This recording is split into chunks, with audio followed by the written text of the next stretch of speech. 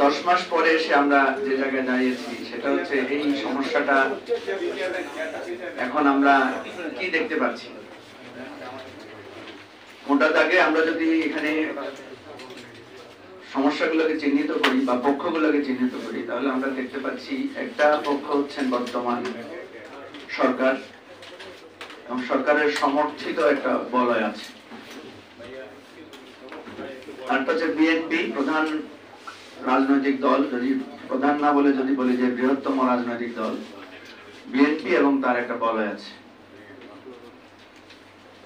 আর একটা বলয় আছে যারা আমরা মাঝখানে বিভিন্ন রাজনৈতিক দল আছি, আমরা এই দুইয়ের মাঝখানে একটা সমঝোতামূলক আমরা ব্যবস্থা নেওয়ার জন্য বা আলোচনা করার জন্য চেষ্টা করছি। বিএনপির যে বক্তব্য মোটা দাগে সেটা হচ্ছে আপনি সংস্কার করেন, বিচার করেন, কিন্তু আপনার প্রধান লক্ষ্য হওয়া উচিত দেশকে একটি সুষ্ঠু গণতান্ত্রিক পদ্ধতিতে নিয়ে যাওয়া, নির্বাচন করা। কিন্তু যে কোনো কারণে হোক, এটা আমি কার ত্রুটি বা কার বিচ্ছেদ আমি বলবো না, কিন্তু যে কোনো কারণে পাবলিকলি আমরা যেটা বলি যে perception is politics, public perception হচ্ছে বিএনপি খালি নির্বাচনই চায়। তারা যে বিচারের কথাও বলে, তারা যে সংস্কারের কথা বলে, সেটার চাইতেও বেশি পাবলিকলি আসছে যে শুধু নির্বাচনটাই এখন প্রধান গুরুত্বপূর্ণ।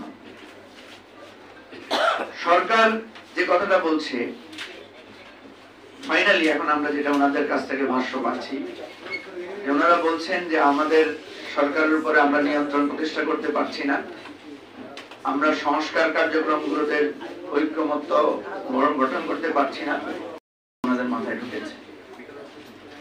আমি ব্যক্তিগতভাবে দেখেছি অনেকে, যদিও যেমন রাশেদ একটু সংশয় প্রকাশ করেছে সরকারের উদ্দেশ্য নিয়ে, কিন্তু আমি আমার যতটুকু তথ্য এবং বিশ্লেষণ আমি দেখছি যে প্রফেসর ইউনূস কিন্তু তার রণভঙ্গ দেওয়ার পরিস্থিতিতে আছেন।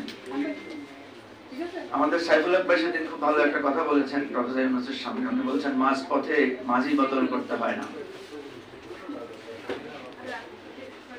এখন আমরা এই সরকারের সম্পর্কে আমাদের যত শঙ্কা, আমাদের যত আশঙ্কা বা আমাদের যে দ্বিধা তৈরি হয়েছে, কিন্তু সবশেষে আমরা সব দল বলছি যে আপনাকেই এটা সমাধান করে দিয়ে যেতে হবে। প্রফেসর ইউনূসের রাজনৈতিক প্রজ্ঞা নাই, কিন্তু তার একটা গ্রহণযোগ্যতা আছে বিশ্বব্যাপী এবং আমাদের দেশের মানুষের মধ্যে।